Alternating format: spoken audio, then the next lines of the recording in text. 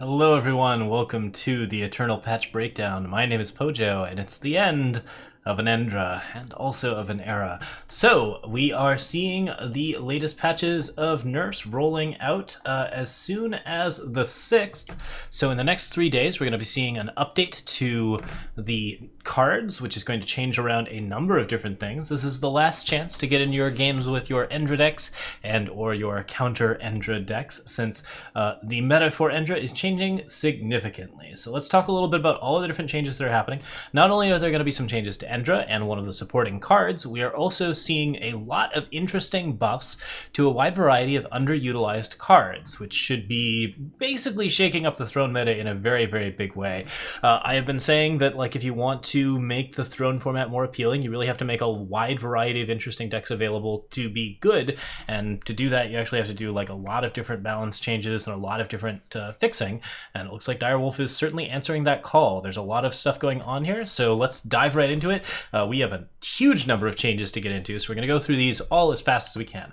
First things first, Endra, Champion of Shavka, is now 3 fire, fire, and fire. So triple fire influence and 3 as soon, instead of being a 2-cost double fire. It keeps its 2/2 stat line. It doesn't go up to a 3/3 or anything like that. So this is a strict across the board nerf that makes the card significantly harder to recur, much less good in 3-color decks, and also something that is just like really, really extremely, I would say, like a lot weaker than what you would expect. The card still has the ability to close out late games in certain types of decks, and it could still be an expedition option or some sort of viable option for a wide variety of different reasons. But yeah, clearly this card was very, very overpowered, and the meta was apparently not that enjoyable because people must have complained about it a lot for it to see such a significant nerf in value. We know that the general power of Endra decks has sort of like definitely determined how the meta plays right now.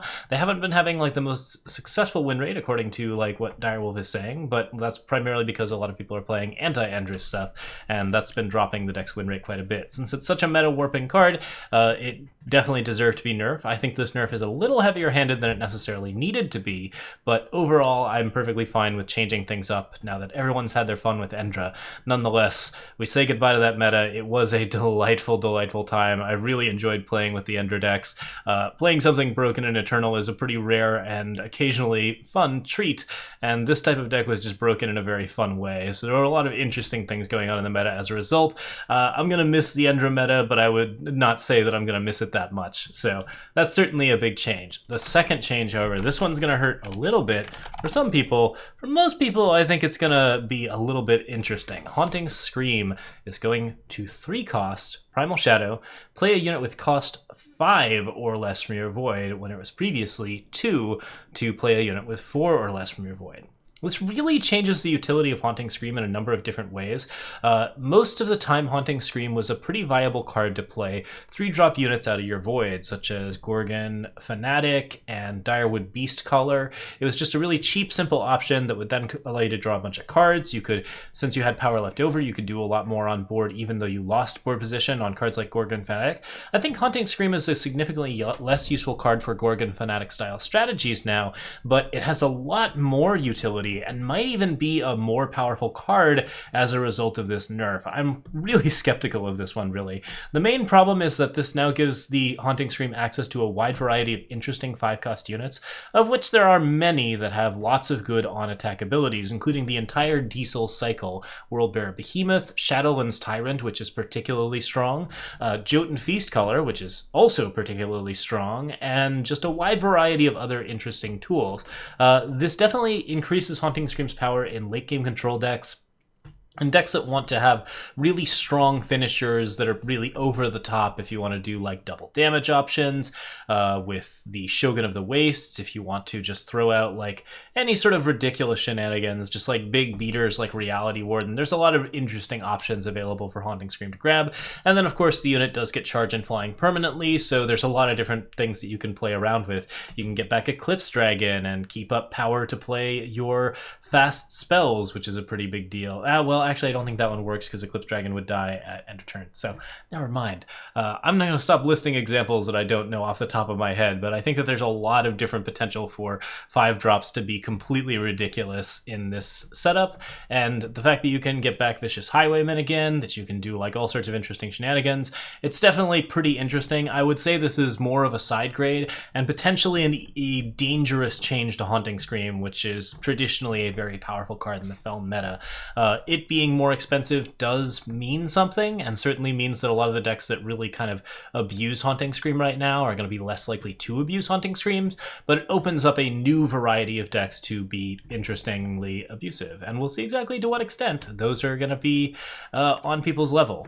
All right, so those are the two major changes. Like, certainly, like, this is something that maybe was coming for Haunting Scream for a while, and as far as Endra is concerned, is definitely another nerf to the Endra deck. Really, I think takes the 3-color Endra deck completely out of the meta. That's just not going to be as much of a thing anymore. In Throne, it might still be something you could play in sort of an Expedition style deck, but beyond that, I just really have doubts that Endra is going to see as much of a clincher in Throne, considering how fragile that deck can be and how often people were playing around it. We'll see if it balances out a little bit better after probably a round of swinginess with people trying new decks, people playing a wide variety of different things, but it's going to be an interesting time for Eternals, to say the least. I think anything goes right now in Throne, and the only thing that I'm really worried about is like falling back into the sort of unitless meta that was so popular beforehand, which didn't rely, of course, on anything that the Endra deck introduced to the fray. All right, side buffs. So other things that have happened, we've got Sandspitter from a 4-cost 5/2 to a 3-cost 4/2 that's now double time influence. This seems like a really, really solid change. Sandspitter was always a card that was 1-2 expensive and didn't really have a stat line to match. Like, the 5/2 is as useful as a 4/2. Like, this is not even really a downgrade. I would say it's a straight buff to Sandspitter. Sandspitter was never a card that you closed out the game with. The fact that it increased the cost of each spell in the enemy hand was the useful part of the ability, and having a body to boot is important, but the body that trades so poorly at 4 was just a really, really big problem. Now it trades pretty poorly at 3, but it's significantly more likely to damage your opponent's hand early and get a larger amount of cards. If you play it a turn earlier, you're going to get one more spell out of your opponent that your opponent can't play, say in an Endra deck. So this is yet another potential nerf to an Endra deck and to spells and unitless control. I think this is a really good change to help out against unitless control, and this is a card that you might actually be playing in Throne metas against decks that really want to sort of punish you. This is something that can really be seen in sort of aggro setups. I think aggro Elysian would actually be pretty happy with this. Even like a Sodi Spellshaper type deck would probably be pretty comfortable with this, since it allows you to mess up your opponent's spells in hand, double them up again with Alban Roa, and also just do like a wild amount of other things. This is in draft packs as well, so this is an Expedition option, which, yeah, that's a really big deal. I think that this card is actually quite a powerhouse and should be seen at least in Expedition Sodi decks, because it's just got such potential to mess up your opponent. Predatory Carnosaur. So Predatory Carnosaur has been bouncing around a little bit. It's gone from a 6-cost 6/6 to a 7-cost 7/7. It's now going back down to a 6-cost 5/6, which means that it's losing 3 points of stats, but it's going to go back down to its cheaper cost. Keeps the triple time influence, which is fine. Overall, I'm not wild about this change. I really don't love changes that kind of nerf the spirit of the card, and one of the things that Predatory Carnosaur really had going for it was those nice even numbers. You had a 6-cost 6/6 or a 7-cost 7/7. Bringing it up or down really made it like a lot more, like, it's just a really appealing looking dinosaur. It does a lot of cool things. At a 5/6, you can really tell that some like tinkering has been done with the card. It's not as appealing as a dinosaur anymore, and since it's a big Timmy rare, I'm kind of not in favor of this one. I think it kind of nerfs the spirit of the card while still allowing it to function in the meta for spikes, but overall, it's just not my favorite change. I would rather this card be a 6/6. Even a 6/5 looks a little bit more interesting on paper, even if it's probably a worse card. I just like the even numbers. I think that that's something that like really kind of made the card just feel good, and as it stands, this card is less exciting now, even if it's something of a role player against like Aegis setups. Certainly something that you can play around with, but I would say that at a 6-cost 5/6, it's only average. It's not an amazing option. it's certainly going to be value for you, very similar to how 6/6 was, but it can't kill Sandstorm Titans anymore, and that's a very big deal, and really kind of one of the big clinchers, I think, for the card's ability to sort of stand up on its own as a 6-drop. So yeah, it's a little bit rough. It still kills Icaria, which is very important. So if Icaria decks come back, and certainly Valkyries are still very viable, this is an option that you can sort of keep in mind if you're trying to build the counter deck.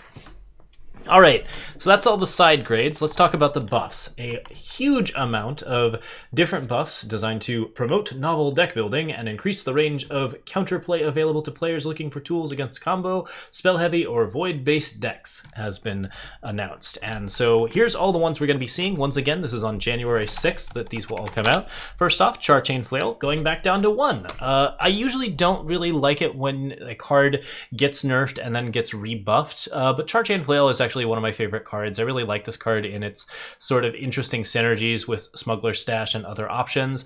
I am in favor of the card being at 1 just because it was a really interesting option. It's still really powerful with recursion effects like Honor the like any sort of like Oni recursion effects, Smuggler's Stash. There's a lot of different ways to pull this card back from your void and make it into a very, very dangerous weapon. And it's also a really, really key sort of Stonescar aggro card. I can, like, at this point, basically all of the tools for good Stonescar aggro are back. So you could really get a pretty interesting Stonescar Maulers deck back together. Basically all of those cards have been on nerfs, so it's perfectly possible to go back into Flame Blast and Charchain Flail combined with Champion of Chaos and a wide variety of other things. So yeah, it's a pretty exciting time. Certainly that's going to be something that should be interesting to see, could be very powerful, and is just a great card. I really recommend playing that one. Gilded Flames going to 3 from 4. Yeah, that absolutely makes sense. This card was not playable at 4 in any format other than Draft, and even in Draft it was a little bit skeptical. Now it's something that you can definitely play in Throne if you are really, really dedicated to the concept. If you're playing like a spell damage deck and you're still okay with playing the Treasure Trove, honestly, I don't think that this really changes things too much, but it does make spell-focused options like Caldera and Cradle a little bit more likely to take a card like this. This one's mostly like an upgrade from a D to a B. It's not like an amazing card by any means, but it is something that you could get a little bit of access to. Phoenix Stone has gone down from 3 to 2, so 2 cost for a 2 cost relic that pays 2 to transform into a 4/4 Molten Phoenix. This card was on fringe playable, I think. Like, it just never really saw a lot of play because people don't really love being able to like transform a card into a 4/4, and like it was relatively expensive on rate. It is, however, a card that is harder to kill, gives you a sort of Haunting Scream type effect where you have a very scary unit that is going to constantly change back and forth, since the Molten Phoenix, of course, transforms back into a Phoenix Stone at the end of your turn. So yeah, this is something that you can sort of make a lot of aggressive flyers out of in a control deck. This is kind of a unitless card in general, and also something that like really just responds very well to decks that don't have fast spell answers. So I'm curious to see how this is going to play. Certainly I think that Phoenix Stone will be playable and might even be like a solid tier 1 deck card. There's certainly some potential for this card to be pretty bonkers. Arcanum Hourglass has gone down from 3 to 2. I'm pretty excited about this one. This means that Torgoth's Trading Post is a much more viable option. Arcanum Hourglass was never really a playable option for ramp because you couldn't really get the power into your void fast enough while also setting up Arcanum Hourglass, and by the time that you did all of those things, you had basically lost all hope of having board position. Now the card is cheaper, you can play it pretty early, and then like still have the ability to play down cheap options to mill cards into your void so that you can then get them out with Arcanum Hourglass. This card has much more potential as a combo piece at 2. It was an unplayable card before, and I think that's going to be a common theme, is that the card was not playable at its cost, is now much more playable, and as a result has the potential to be a little bit dangerous, which is pretty fun. This one's in the draft pack, so it can be seen in Expedition, and I believe Torgoth's Trading Post is in Expedition as well. I'd have to double check that one. Yeah, it's in the Eternal draft pack, so get out your Trading Post Hourglass decks. That's going to be a lot of fun. Bisma, Revered Elder, has gone from a 4 cost to a 3 cost. We had a little talk about Bisma on our stream recently, and I just don't love this card. Like, it is obviously like very poor on rate, and now it's a much better card on rate. A 3-cost 3/3 is a really adequate rate, especially for a card that would be legal in Expedition. This is not legal in Expedition, so it's probably still not going to see any play because you have to play a very unseen heavy deck to get any sort of benefits on Bisma. There's still the standard problems with it. You have to play other unseen to give it random battle skills. The random battle skills don't necessarily give Bisma a lot of viability in the general setup, and then also after entombing it, like, you have to not get silence for that to happen. You have to force the entomb if you want to give something else Bisma's battle skills. It's just like a tricky card to be running around with. On top of all that, Bisma is not a card that I particularly care to see nerfed or buffed because I think that Bisma is just the wrong color. Like, this card is green and it cares about having random battle skills. It's a very strange card in general. I'm not a big fan of the design, so I'm not wild about seeing it any bigger. I would love to see this card go into blue or maybe into like even a red color and like do some interesting things with color identity. But as it stands, it's mostly in like sort of the unseen, I care about battle skills camp without actually being in that camp in a way that really matters to most unseen. So I'm really not wild about this card, and the buff doesn't do enough for it to be viable in Throne. This one's pretty much just a bummer for me, but whatever. It's certainly something that makes the card more playable, and there was always this time when we were feeling like Bisma was something that could be played. However, that was many, many sets ago, and at this point, Throne is just too powerful for it to catch up. It's gone from a straight F to like a D or a C-. Embargo Officer, now Shift 1 was Shift 2. Yeah, I mean, that's exactly what Embargo Officer should be doing. If you want to shut down markets, you have to be able to play this card on 1, and you have to make it not killable until turn 3. This means that you effectively shut down the market on turn 3, which is basically every deck. This is something that like you can actually do aggressively to shut down control strategies and also like mess with people's ability to do very cheap tricks out of the void early on. I think it's a really strong change. I think Embargo Officer should have read like this beforehand, and like this is the first like legitimately interesting market hate that we've seen in a while. I think that this is definitely something that should see play and potentially will see play, and could even potentially have a dampening effect on markets, which I would actually be kind of excited about. The card does get to be played out very cheaply to counter void strategies, which makes it a solid answer against Endra decks and other options. Not that those are going to be as much of an issue, but since Haunting Scream is also going to be an issue for a while, this is something that you can definitely be playing as a 4 of in your green decks to make sure that people don't completely abuse whatever interesting Shadow Feln stuff they want to be playing around with. I like this change a lot. I really like Embargo Officer, and this card has always been an underdog for me. This could potentially be very, very dampening, and that could potentially damage the fun of the game, but my guess is that it actually will be a reasonable response to markets that still has plenty of counterplay and ways around it, and should actually make decision-making more interesting at a high level while being a really reasonable play card. This card's probably a solid B+. Okay, so next up we have Treasury Gate.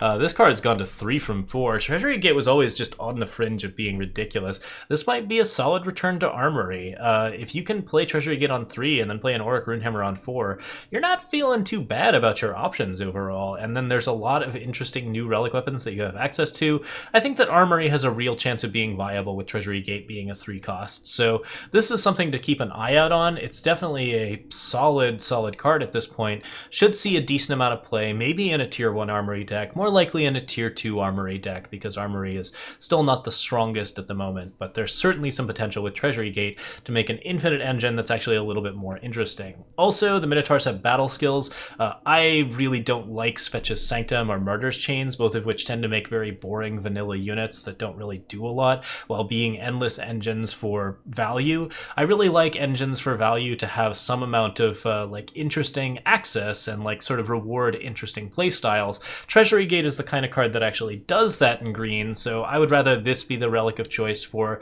a green control deck than a Svetch's Sanctum or a Martyr's Chains. I'm pretty excited about this one. This seems like a really solid choice, and I'm excited to see it go to 3. And maybe we'll see a return to Armory. Ooh, that would be very exciting. Eye of Winter, gone from 3 to 2. This card was completely ridiculous in draft. It's not in Expedition right now, so that would be where it would be completely ridiculous. I am not sure about it in Throne right now. In set 1, I would have absolutely said this is the most bonkers change that you could possibly make, but once again, the power level of Throne cards is so high now that Eye of Winter may not make as much of a difference. Still, this is a card that endlessly locks down the unit of your choice forever. All you have to do is pay the power for as long as you would like, and in addition, you can lock down 2 units at a time when it comes to considering blockers, because you can lock down the first unit, and the second unit that you stun will also be disabled for the block, while the other unit will unstun at the end of your turn to attack, meaning that you can really get a lot of beats in with a card like this. It's pretty strong for any sort of Eye of Winter, Winter Crown style deck.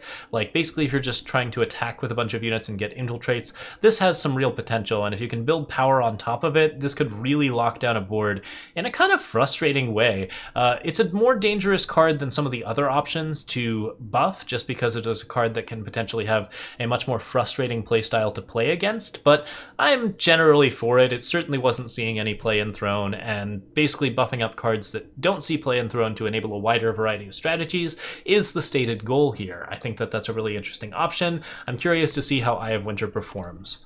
Regression, a card that definitely always should have cost like 1 or 2, now costs 2 instead of 4. At the start of the cursed unit's turn, transform it into a random unit that costs 1 less. When it would cost 0, kill it. This is now a staple card for Mind Link decks. You can actually play it as opposed to feeling really sad whenever you played it in a Mind Link deck. It still doesn't really belong in other formats, but it is a curse that matters for Curse Matters strategies, and it is in the Eternal Draft packs as well. It's also a fun curse, so there's some potential for that. I think that this is really an interesting option, and should be pretty interesting in both the Expedition Curse Matters deck and also in the Throne Mind Link deck, and both are potentially real options. I'm not even sure. Let's check real quick and see if Mind Link is in Expedition, because it's an interesting question. Yep, it's in the draft pack, so if you want to build your Expedition Curse Matters Mind Link deck, that is a perfectly good card for that, and should really enable a new archetype for probably green and blue, maybe blue and purple if you're so inclined. Could even be all 3 colors if you want to use the Curses Cost 1 Less sight, which is a very powerful option. I highly encourage that. Yeah, I'm pretty excited about that one. The other Patriarch, the Griffin Patriarch, potentially makes that card a little scary for me. I really think the Griffin Patriarch decks are underutilized, but very, very good right now, and so that could potentially be a source of some pain. We will see what ends up happening. Alright, Fearbinder now pays 2 to sacrifice 2 units and play a fearsome with their combined strength and health in Berserk, as opposed to 4. That seems reasonable. The card's cost was completely prohibitive. This is available in Expedition and in Draft, so yeah, if you can find some way to give the cards charge, or maybe play around with a wide variety of interesting options, like you can maybe make very, very large units and then sacrifice them with Fearbinder that way. Making this more efficient certainly doesn't make the card like it wasn't a dangerous card before, so now it potentially has the room to be dangerous while overall being very unlikely to be a tier 1 card. So perfectly playable, should be a lot of fun in Expedition. Still doesn't seem likely to see a lot of play in Throne, but if you can give your own units charge, there's some potential to do it with like Death Pit or something along those lines. I think more likely you're just going to have a little bit of fun with it, and yeah, it seems like an interesting card to slam down on 4 and make a giant silly unit that will probably then immediately die. Could be very, very fun. Hideout Pistol now gives Voidbound to the units that it kills. This seems like an adequate change for a wide variety of reasons. It just allows a gunslinger aggro deck to do a lot of damage to any sort of deck that has Void Recursion strategies, and overall, I think that's pretty reasonable. So yeah, it's a solid buff. It doesn't really do anything to the general flavor of the card. Void binding a unit on kill is really, really useful for Shadow, and that's something that's pretty nice. It's nice that the void binding has a requirement, like you have to have a gunslinger to do it, so that actually like sort of makes it a lot more fair, I think. So even if you're shutting down like someone's sort of aggressive strategy, you had to do a little work to get there, and your opponent can always like try to keep their units alive by messing with your gunslingers or making sure to like sort of stay out of the way of Hideout Pistol, which is much more predictable when gunslingers are down. This is a A+ change. The card was already very strong, and gunslinger aggro is very, very possible in the current setup. I think this is a solid Stonescar aggro card that should see a lot of play. Vile Collaborator, now a 2-3 instead of a 2-2, so actually well statted, survives long enough to give dragons lifesteal, should support dragon decks pretty well now. Seems like a solid expedition card, never gonna see play in Throne with that stat line, but it is much more playable in Expedition because it now blocks a wide variety of 2-3s, of which there are many, and also blocks things like Teething Whelp, which is a fairly important thing in the mirror. So yeah, this is something that you could definitely do a lot of work with, and potentially will get you a decent amount of value. There's a lot of good dragons out there, so Cultist's Dragons is pretty cool, and this is definitely one of those changes where it's like, yeah, this card probably should have had this stat line before, but really didn't see a lot of play. Now it will see a lot of play. I think that there are potentially some dragons with lifesteal that could be seen in the future. Also notably has no synergy with Carvet, which is the current Cultist Dragon synergy setup, so it enables different types of Cultist Dragon synergy, which again, I'm really in favor of with these buffs and nerfs.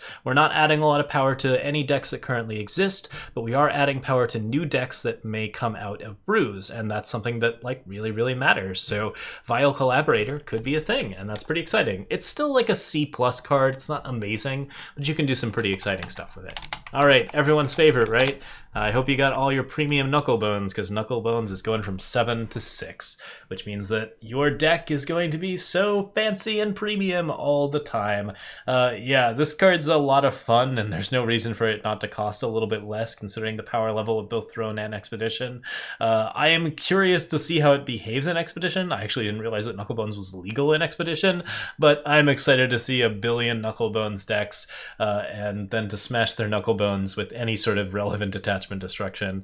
This card's actually probably worse in Expeditions than it is in Throne, just because like Expedition has very deep access to, and almost always has access to, the 3-cost red spell that plays out of your market for a bargain and deals damage equal to the relic that it destroys while triggering off of just hitting with a dragon. That means it's going to be in basically everybody's market. There's plenty of like getting your stuff destroyed after you have played Knucklebones is the way that you lose in a Knucklebones deck, so this is probably not going to be very strong because Sabertooth Pride Leader exists and Draconic Ire, that's the name of the card, also exists, but I would say that either option is probably a reasonable risk to take for the sake of playing Knucklebones, which is one of the most fun cards out there.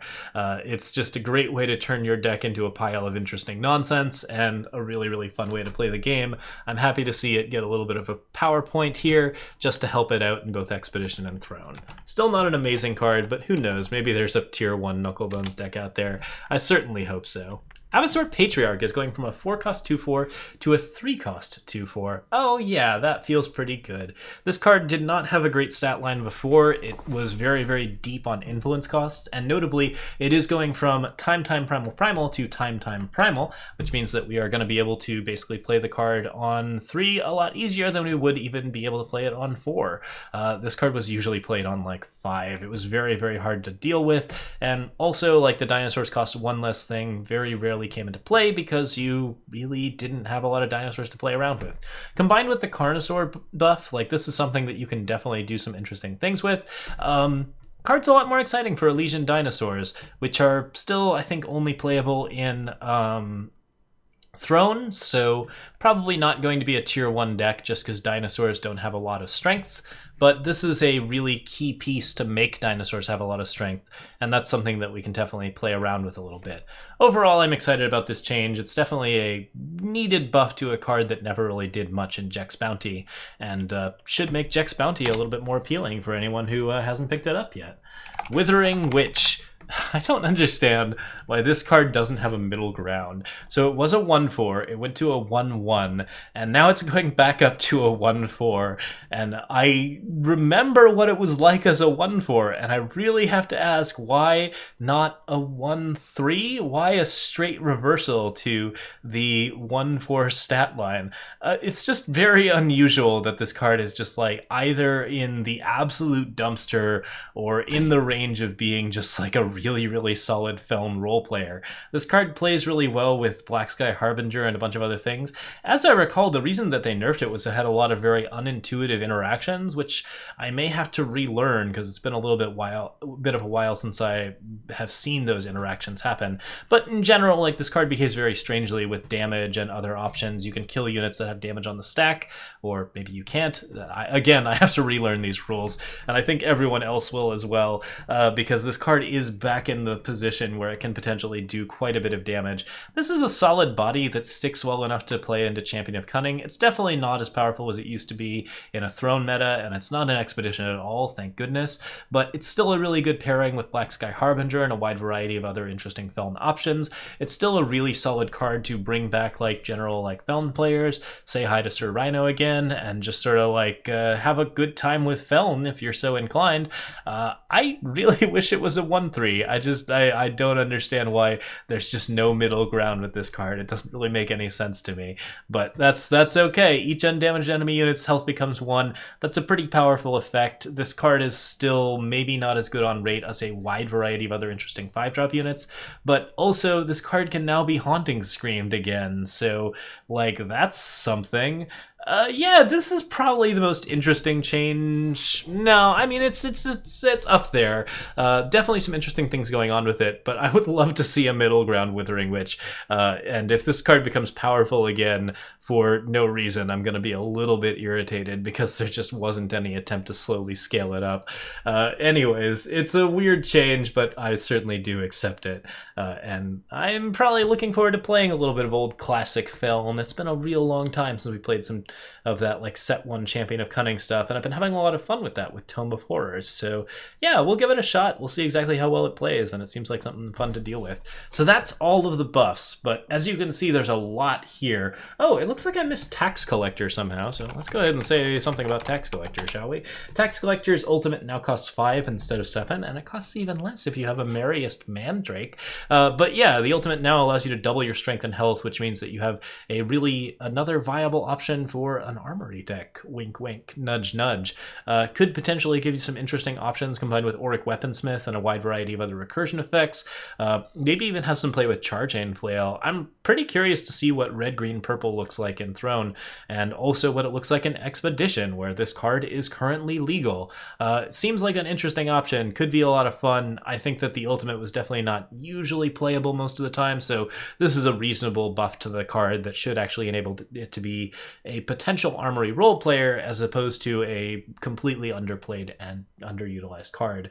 So yeah, these are good buffs. None of these buffs seem like they're that dangerous. We talked a little bit about the ones that are a little bit dangerous. Phoenix Stone, Charchain Flail, and Eye of Winter are all a little bit on my list, as is Withering Witch, but I think that by and large this is a really, really solid list of changes, and although I think they hit Endra maybe even a little too hard, what it has done is opened up an extremely exciting meta for Throne over the next month. So starting January 6th, bring out your brewing engines, build whatever deck you please, because my goodness are there a lot of cool cards to work with and a wide variety of interesting things to be doing, and with any luck nobody will find a like best deck unit list and completely crush everyone's dreams. Yeah, this looks pretty exciting. We're going to have a lot of fun brewing with this, and I'm very much looking forward to the 6th. So see you guys on Monday for a pile of brewing. And thank you so much for watching. As you know, I am on Twitch, YouTube, and Patreon. If you want to, you can follow me on either Twitch or here to subscribe with that little red button below. And yeah, if you're feeling like throwing a few bucks my way, or you have Amazon Prime, in which case you get a free Twitch Prime subscription, you can sub over on my Twitch channel, which is also Loco Pojo.